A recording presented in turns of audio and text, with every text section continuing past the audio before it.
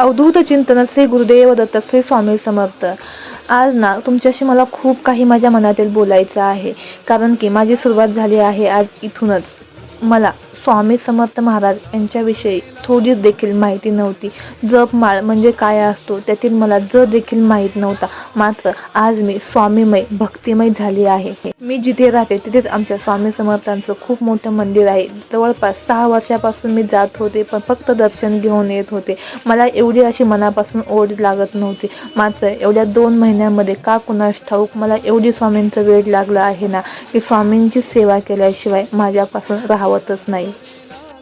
मला एवढं त्याच्यातील ज्ञान नाही, आध्यात्मिक ज्ञान नाही, पण जेवढं आहे ना तेवढं माझ्यासाठी पुरेसं आहे. मी मोडकी तोडकी का होईना स्वामींची पूजा मनापासून करत आहे. तर मी आज पहिल्यांदाच गुरुचरित्र पारायण सुरू केलं आहे आणि गुरुचरित्र पारायणातील आज माझा पहिला दिवस आहे. तारीख आहे 22 जुलै 2026.